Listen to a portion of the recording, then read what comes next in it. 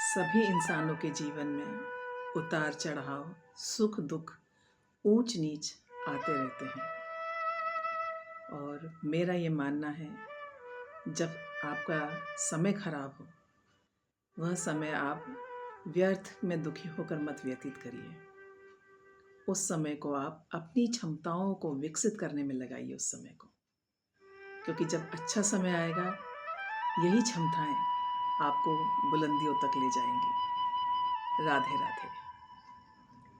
आज श्रीमद् भागवत में हम प्रवेश करें उससे पहले हमारे अष्ट चिरंजीवियों के बारे में बताऊंगी, जो आज भी इस पृथ्वी पे हैं और जब तक ये धरा रहेगी वे लोग रहेंगे। अश्वत्थामा बलिर्व्यासो हनुमानश्च विभीषण कृपः परशुरामश्च सप्त एते चिरजीविनः सप्तैतान् संस्मरे नित्यं मार्कण्डेयमथाष्टमं जीवेद्वर्षशतं सोऽपि सर्वव्याधिविवर्जितः। अश्वत्थामा, विभीषण, दैत्यराज बलि, वेद व्यास जी महाराज, हनुमान, कृपाचार्य, विभीषण, परशुराम जी और मार्कंडेय ऋषि, इन 8 को रोज सुबह जाप करना चाहिए। इनके जाप से भक्त को निरोगी शरीर व लंबी आयु प्राप्त होती है। अश्वत्थामा, गुरु द्रोणाचार्य के पुत्र अश्वत्थामा चिरंजीव हैं। राजा बलि, ये भक्त प्रहलाद के भक्त हैं। भगवान वामन को अपना सब कुछ दान कर महादानी के रूप में प्रसिद्ध हुए। इनकी दानशीलता से प्रसन्न होकर भगवान विष्णु ने इनका द्वारपाल बनना स्वीकार किया था। हनुमान जी, कौन नहीं जानता इन्हें। त्रेता युग में श्री राम के परम भक्त हनुमान जी को माता सीता ने अजर अमर होने का वरदान दिया था और ये चिरंजीव हैं। ऋषि मार्कंडेय जी भगवान शिव के परम भक्त हैं। ऋषि मार्कंडेय अल्पायु थे, लेकिन उन्होंने महामृत्युंजय मंत्र सिद्ध किया और चिरंजीव बने। वेद व्यास जी चारों वेदों ऋग्वेद, अथर्ववेद, सामवेद, यजुर्वेद का संपादन और 18 पुराणों के रचनाकार हैं। हमारे जो 18 पुराण हैं और महाभारत, श्रीमद् भागवत के भी रचयिता हैं।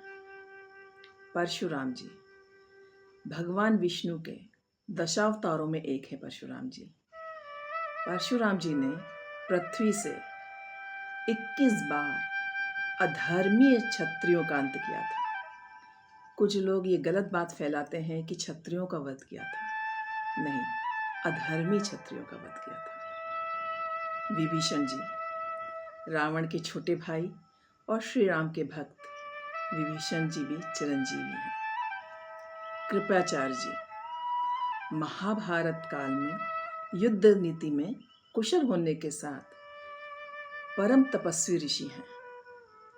कृपाचार्य कौरवों तथा पांडवों के गुरु हैं। ये हैं हमारे अष्ट चिरंजीवी। जब तक ये धरती रहेगी, पृथ्वी रहेगी, तब तक ये रहेंगे। तो हमें नित्य प्रातः काल उठ के इनका ध्यान करना चाहिए। अब चलते हैं श्रीमद् भागवत में।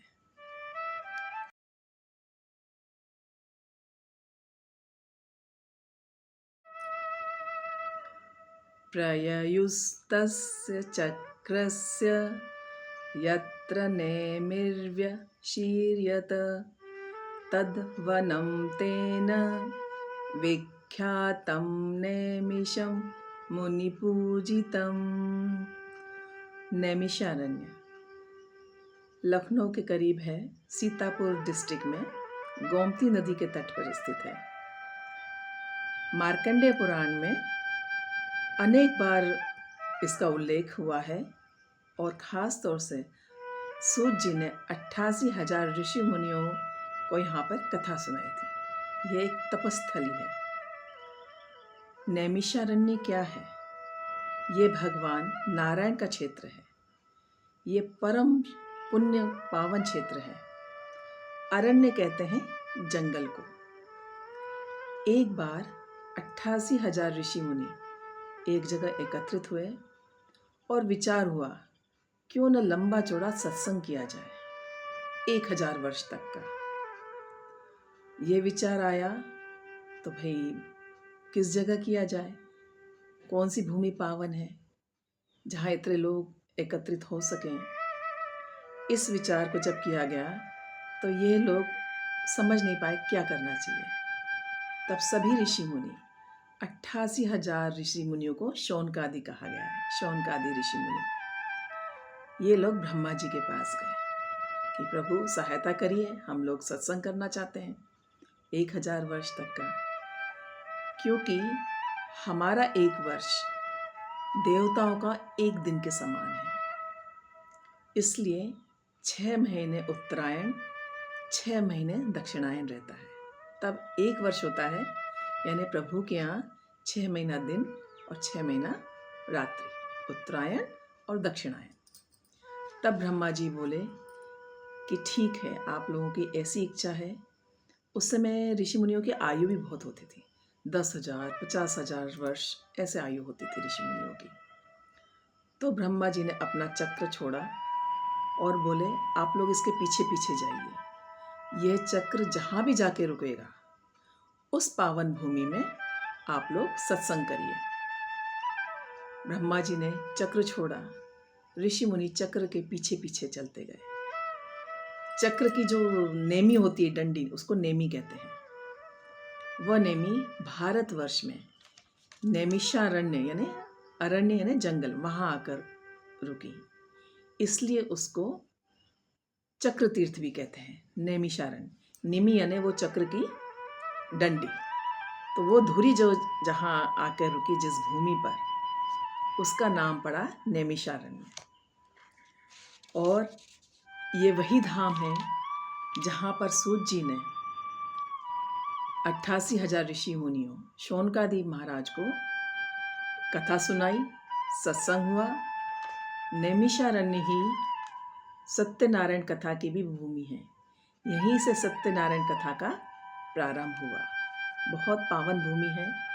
इसको ब्रह्मा की भूमि भी कहते हैं, चक्र तीर्थ कहते हैं। यहाँ पर नैमिषारण्य में शौनकादि ऋषियों ने सूत जी से 6 प्रश्न किए।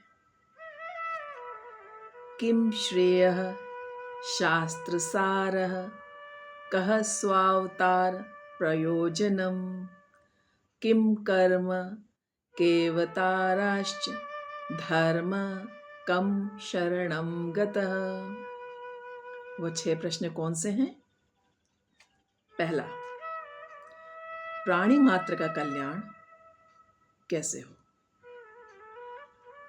भागवत कथा सुनने से तथा भगवान भक्ति करने से ही प्राणी मात्र का कल्याण होगा। ये सूत जी महाराज जी उत्तर दे रहे हैं। दूसरा, समस्त शास्त्रों का सार क्या है?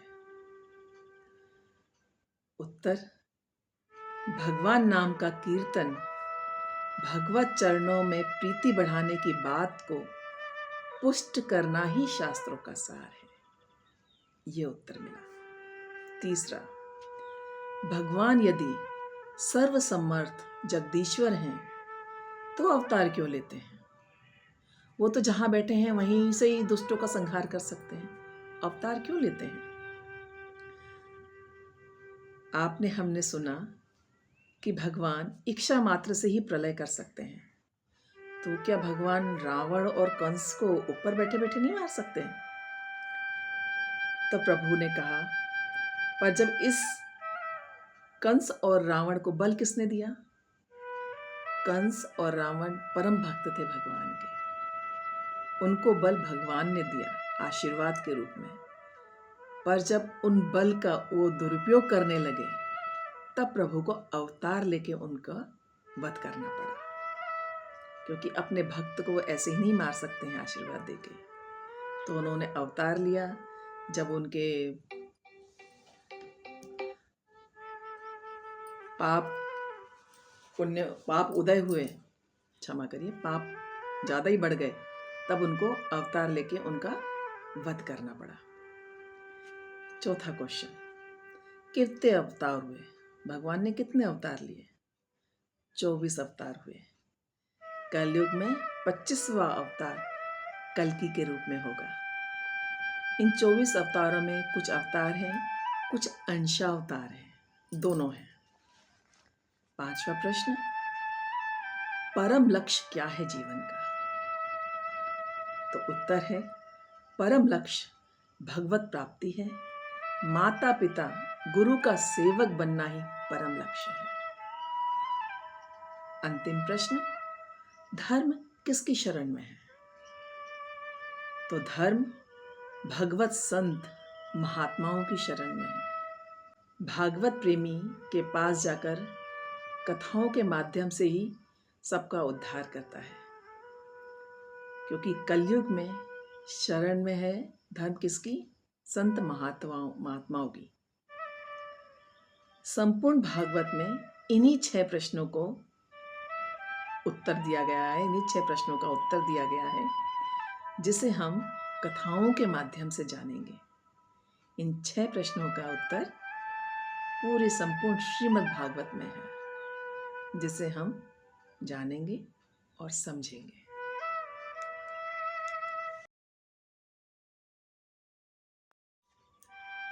घर में सुख शांति समृद्धि चाहिए, तो मैं सभी भाइयों से निवेदन करूंगी, करवा चौथ आ रहा है, अपनी अपनी पत्नियों को चांदी की वस्तु गिफ्ट करें, चाहे वो पायल हो, बिछुआ हो, चेन हो, अंगूठी हो, कुछ भी चांदी का हो, अवश्य गिफ्ट करें।